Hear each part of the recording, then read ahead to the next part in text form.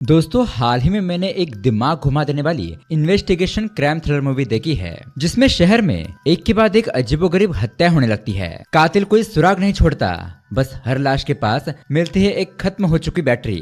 अब यह अजीब सा सुराग पुलिस को उलझन में डाल देता है। तेज दिमाग और ईमानदार पुलिस ऑफिसर पुगज इस केस को सॉल्व करने की जिम्मेदारी अपने कंधों पर ले लेता है। वो समझ जाता है कि ये कोई साधारण सीरियल किलर नहीं है, बल्कि बेहद चालाक और योजनाबद्ध अपराधी है जो हर बार से पहले सब कुछ सोच चुका है। जैसे जैसे जांच आगे बढ़ती है, सामने आता है एक नकाबपोश कातिल जिसकी पहचान अंधेरे में छुपी हुई है। हर नई बैटरी एक नया सवाल खड़ा कर देती है। अब क्या ये सिर्फ निशानी है या फिर किसी बड़े गेम का संकेत? समय कम है, दबाव बढ़ रहा है और कातिल हर बार पुलिस से एक कदम आगे है। तो दोस्तों, क्या पुलिस ऑफिसर पुगज इस रहस्य को सुलझा पाएगा? यही देखेंगे हम आज की कहानी में, जिसका नाम है बैटरी। दोस्तों, अगर आप हमारे चैनल पर पहली बार आए हो तो वीडियो को लाइक करके चैनल को सब्सक्राइब जरूर कीजिए, क्योंकि हम आपके लिए ऐसे ही साउथ के धमाकेदार मूवीज लेकर आते हैं। तो चलिए बिना किसी देरी के शुरू करते हैं आज की कहानी की शुरुआत होती है 2017 में मुंबई से। यहाँ पर सुबह सुबह एक जज एक्सरसाइज करने के लिए अपनी कार से पार्क में आता है।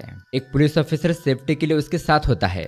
अब वो जज जॉगिंग करते हुए आगे चला जाता है और यहाँ पीछे इंस्पेक्टर को किसी का कॉल आता है, तो वो वहीं पर कॉल पर बात करने में बिजी हो जाता है। लेकिन इतने में यहाँ पर उस जज के हार्ट में दर्द होने लगता है और उसी दर्द के चलते वो वहीं पर बेहोश होकर गिर जाता है। इंस्पेक्टर ये देखते ही तुरंत उसके पास जाता है, वहाँ पर मौजूद लोगों से मदद मांगता है। फिर ये लोग तुरंत उसे पास के हॉस्पिटल में पहुंचा देते हैं। अब यहाँ पर चेकअप करने के बाद डॉक्टर जज की पत्नी को बताते हैं कि आपके पति की हार्ट बीट बहुत ही स्लो हो चुकी है, यानी कि इंसान का दिल जिस नॉर्मल गति से धड़कता है वही धड़कने की स्पीड लो हो चुकी है। लेकिन चिंता करने की कोई बात नहीं है, हम इसमें एक पेस मशीन फिट कर देंगे तो उसके बाद जज साहब बिल्कुल भी ठीक हो जाएंगे। तो ये बात सुनकर जज की पत्नी ठीक ऐसा कहती है और उस जज का ऑपरेशन किया जाता है। अब उसके बाद दोस्तों हमें 5 साल बाद का सीन दिखाया जाता है। चेन्नई में रात के अंधेरे में एक आदमी कार चलाते हुए ब्रिज के पास आता है। अब वो एक बंदे को अपनी कार के डिक्की से बाहर निकालता है। ऐसा लगता है कि वो बंदा मर चुका है। वो आदमी उसकी बॉडी के ऊपर पेट्रोल डालकर उसे जला देता है। फिर क्या था, अगले दिन हम देखते हैं पुलिस और आसपास के कुछ लोग इस ब्रिज के नीचे इकट्ठा हो चुके थे। एक आदमी ने इस जलती हुई लाश को देखा था तो उसने पुलिस को इन्फॉर्म कर दिया।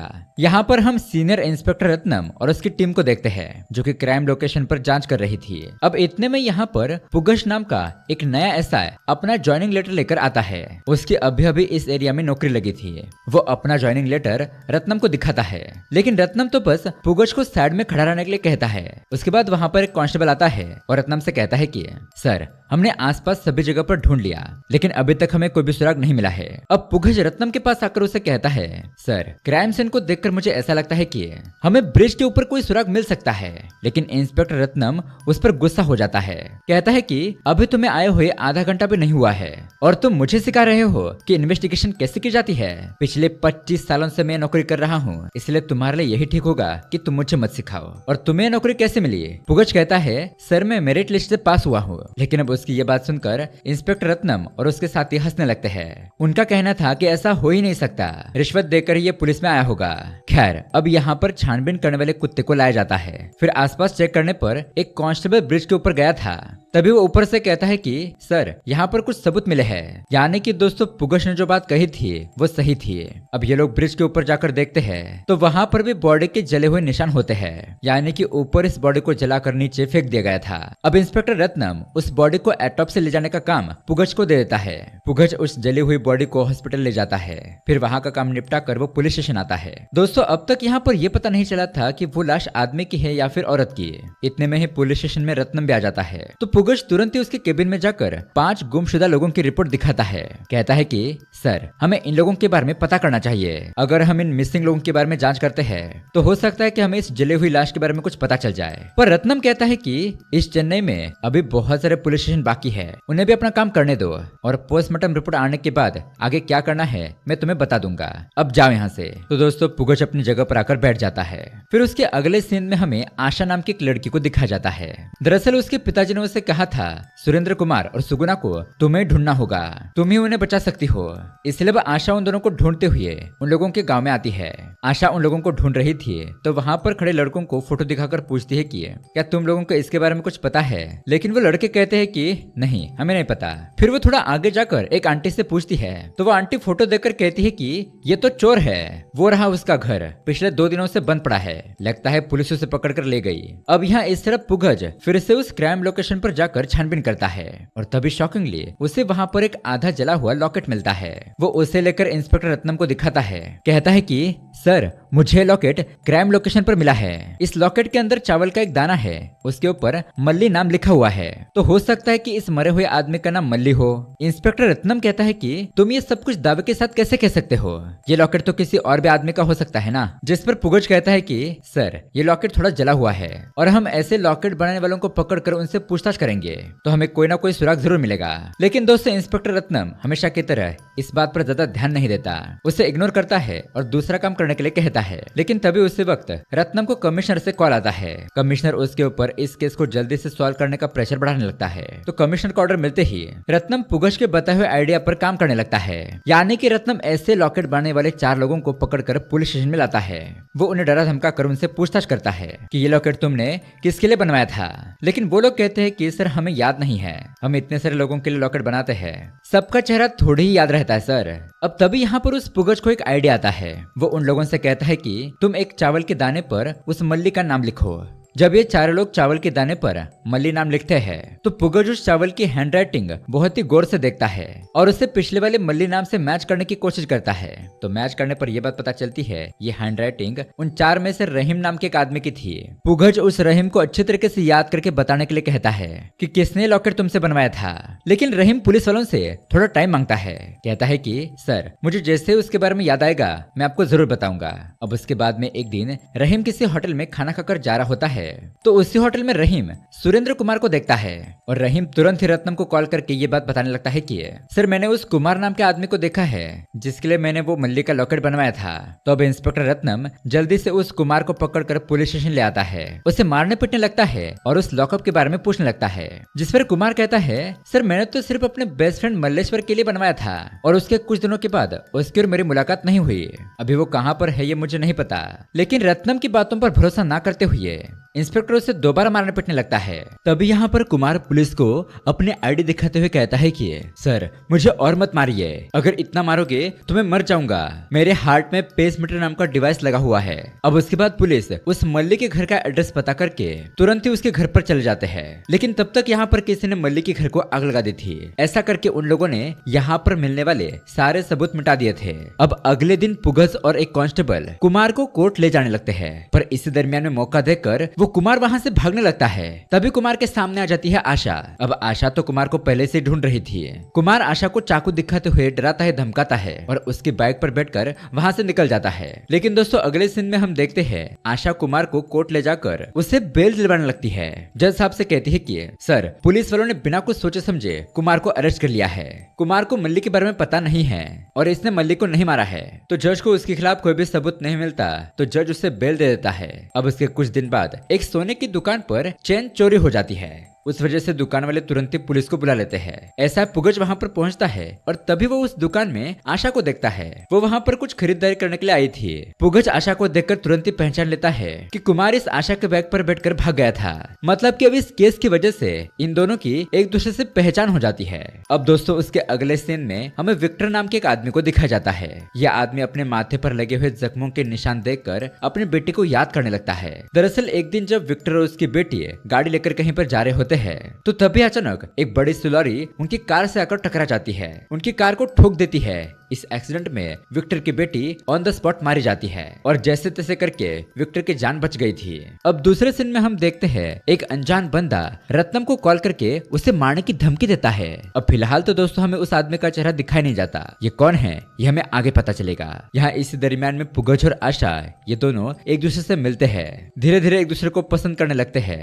अब यहाँ इस तरफ विक्टर अपने सीनियर ऑफिसर के पास आकर अपना फिटनेस सर्टिफिकेट देते हुए दोबारा ड्यूटी ज्वाइन करने की रिक्वेस्ट करता है, तो उसका सीनियर ऑफिसर उसे परमिशन दे देता है। यानी कि दोस्तों ये विक्टर भी पुलिस ऑफिसर होता है। अब इस एसपी ऑफिस में रत्नम भी मौजूद होता है। विक्टर इस रत्नम पर शक करने लगता है। उसे लगने लगता है कि उसके साथ जो कुछ भी हुआ उसके पीछे रत्नम का हाथ है। खैर, अब होली के दिन रत्नम और उसकी टीम सिक्योरिटी का काम कर रहे होते हैं, लेकिन इसी दौरान वो मार्क्स वाला बंदा मौके का फायदा उठाते हुए इंस्पेक्टर रत्नम को किडनैप करके ले जाता है। वो इंस्पेक्टर रत्नम को किसी अनजान जगह पर लाकर बंदी बना देता है। फिर वो मार्क्स वाला बंदा रत्नम के मुंह में काफी सारी बैटरियां डालकर अपने गन से रत्नम को खत्म कर देता है। और यहाँ पर अजीब बात यह होती है कि शूट करने पर भी कोई आवाज नहीं होती है। उसके थोड़ी देर बाद अगले सीन में हम देखते हैं सभी टीवी न्यूज चैनल पर यही न्यूज फैलने लगती है कि पुलिस ऑफिसर रत्नम को किसी ने बेरहमी से मार दिया।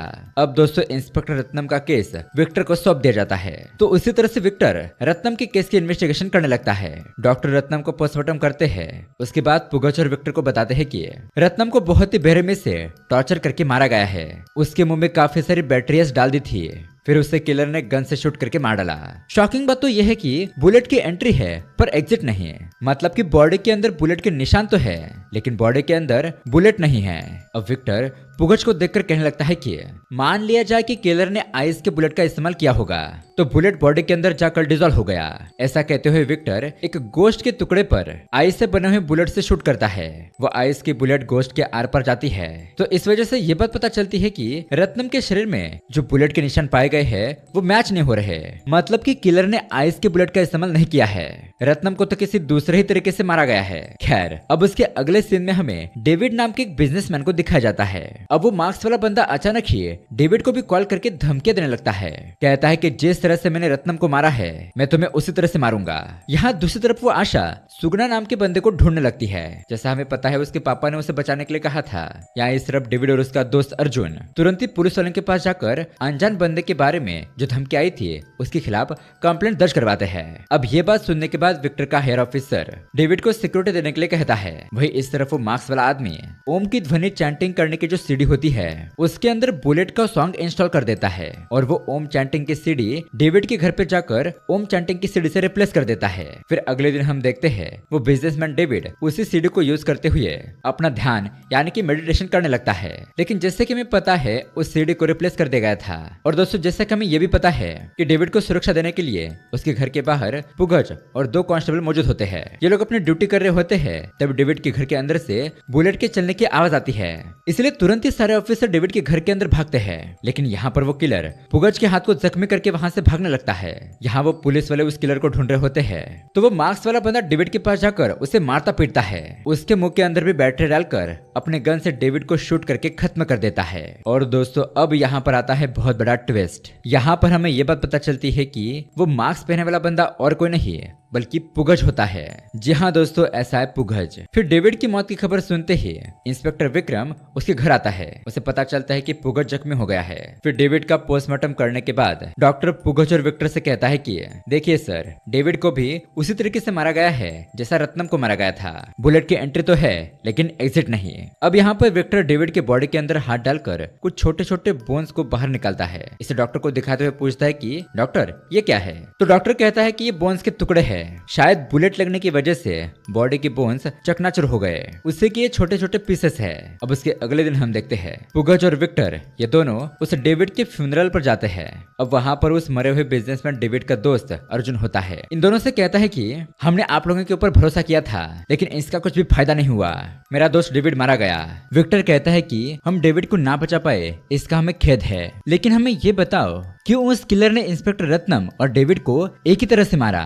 क्या उन दोनों में कोई कनेक्शन था? इसके बारे में तुम कुछ भी जानते हो तो तुरंत हमें बता दो। तो अर्जुन बताता है कि मैं और डेविड एक ट्रस्ट चलाते हैं। तो उस ट्रस्ट के काम के वक्त ऑफिसर रत्नम हमारे प्रोग्राम में आता था, हमारे प्रोग्राम को सिक्योरिटी देने के लिए। यहाँ इस तरफ पुगस को यह बात पता चलती है कि वो सीडी विक्टर के हाथ लग गई है जिसमें बुलेट का साउंड डाला गया था।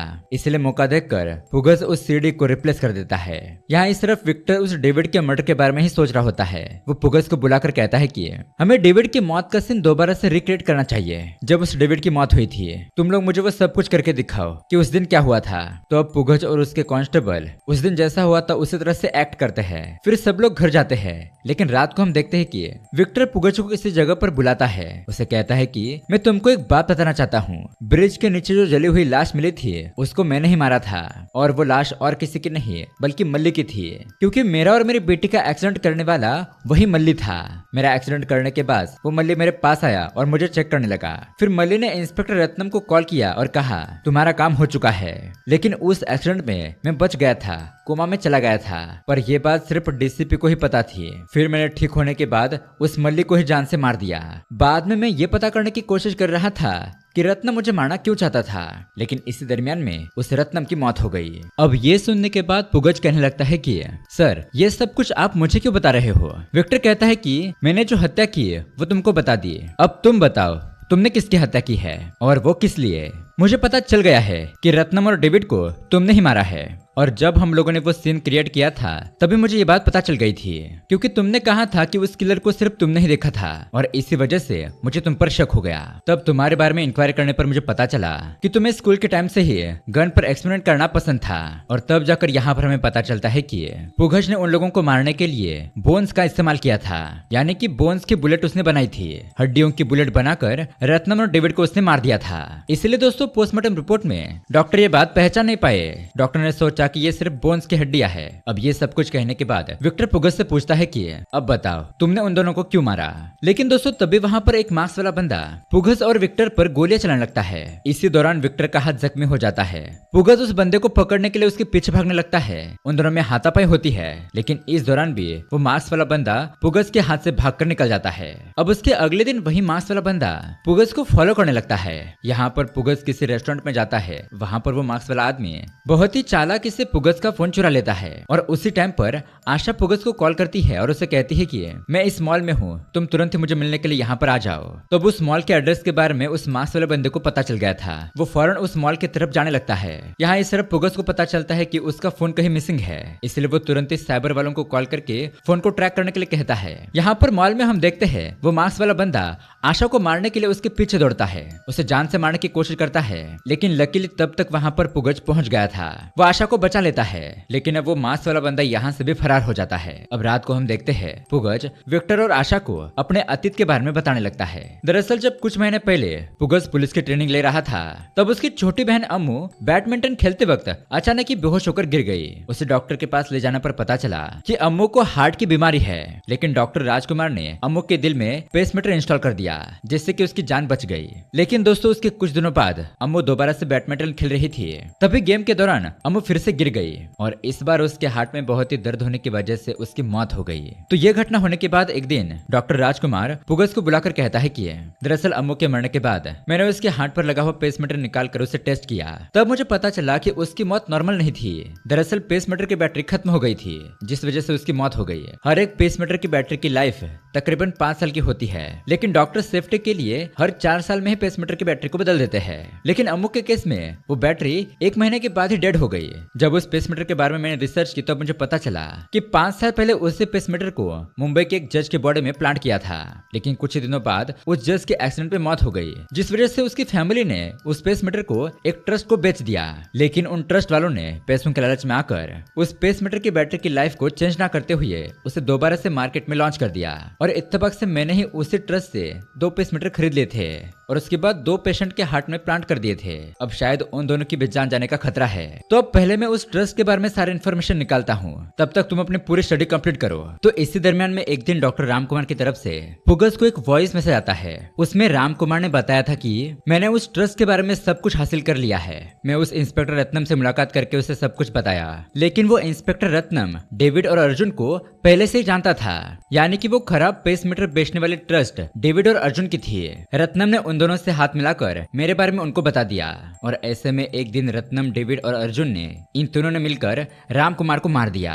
अब उसके बाद दोस्तों जब पुगच अपने पुलिस की ड्यूटी ज्वाइन करता है, तब वो इंस्पेक्टर रत्नम का फोन हैक करके उसमें से सारी इन्फॉर्मेशन निकाल लेता है। तो तब उसे पता चलता है कि डॉक्टर रामकुमार को मारने के पीछे रत्नम का हाथ है, और इसी तरह से पुगच को ये भी बात पता चलती है कि डेविड और अर्जुन मिलकर ऐसे खराब पेसमीटर बना रहे हैं। अब यहाँ पर आते हैं हम प्रेजेंट में। पुगच की बातें सुनकर आशा तो रोने लगती है, कहती है कि डॉक्टर रामकुमार और कोई कोई नहीं मेरे पिता थे। मरने से पहले मेरे पापा ने मुझसे सुरेंद्र कुमार और सुगुना को बचाने के लिए कहा था, तो उनके कहने पर मैं उनकी जान बचाने के लिए उन्हें ढूंढने लगी और लकीली मैंने उन लोगों की जान बचा ली। अब आशा की बात सुनकर विक्टर कहता है कि हे भगवान, ये मैंने क्या कर दिया। वो डॉक्टर राम कुमार मेरे पास आया था, कहने लगा कि किसी ट्रस्ट के बारे में बात करनी है, लेकिन उस वक्त मैं बहुत ही बिजी होने की वजह से राम कुमार से बात नहीं कर पाया। उस राम कुमार के मरने के बाद मैंने रत्नम को कॉल करके राम कुमार के बारे में पूछा था, लेकिन रत्नम ने मुझसे झूठ कहा कि उसे कोई भी डॉक्टर राम कुमार मिलने के लिए नहीं आया है। इंस्पेक्टर रत्नम ने इसलिए ऐसा किया क्योंकि उसे शक था कि अगर मुझे इस केस के बारे में पता चला तो मैं इसके तह तक जाऊंगा, इन्वेस्टिगेशन करके उनके बारे में पता करूंगा। इसलिए इंस्पेक्टर रत्नम ने मल्लिक के जरिए मेरा और मेरी बेटी का एक्सीडेंट करवा के मुझे मारने की कोशिश की।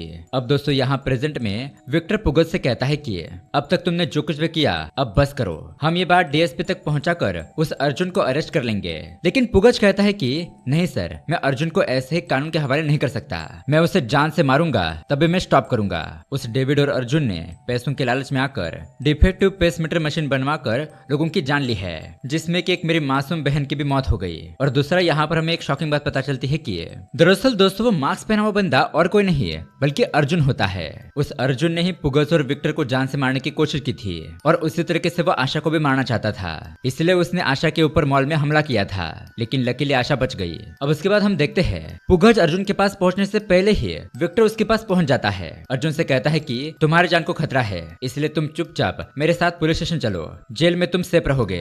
इस तरह से विक्टर अर्जुन को गिरफ्तार करके अपनी गाड़ी में डालकर थाने ले जाने लगता है। लेकिन दोस्तों जब विक्टर अपनी गाड़ी में बैठता है तभी उसके सीट पर एक इंजेक्शन छुपाया गया था। वो इंजेक्शन उसके शरीर पर लग जाता है, जिस वजह से वो वहीं पर बेहोश हो जाता है। और दोस्तों वो इंजेक्शन रखने वाला और कोई नहीं बल्कि पुगस था। इतने में ही हम वहाँ पर पुगस को देखते हैं, वो यहाँ पर उस अर्जुन को किडनैप कर लेता है। अब उसके दूसरे दिन पुगच और विक्टर दोनों शूटिंग स्पॉट जाकर शूटिंग की प्रैक्टिस करने लगते हैं। विक्टर पुगच से पूछता है कि बताओ तुमने अर्जुन को कहां पर छुपा कर रखा है। लेकिन दोस्तों यहाँ पर आता है बहुत बड़ा ट्विस्ट। शॉकिंग बात तो ये थी कि विक्टर जिस पर शूटिंग की प्रैक्टिस कर रहा था, विक्टर ने अभी तक जैसे टारगेट समझकर शूट किया था, उस टारगेट के पीछे ही अर्जुन को बांध कर रखा गया था और गोलियां लगने की वजह से अर्जुन की वहीं पर मौत हो जाती है। मतलब कि पुगच ने विक्टर के हाथों ही अर्जुन को मरवा दिया। इस तरह से यहाँ पर पुगच अपनी बहन की मौत का बदला ले लेता है और दोस्तों यहीं पर यह कहानी एंड हो जाती है। तो दोस्तों ये कहानी आपको कैसी लगी हमें कमेंट करके जरूर बताइएगा। मिलते हैं अगली वीडियो में। Keep watching.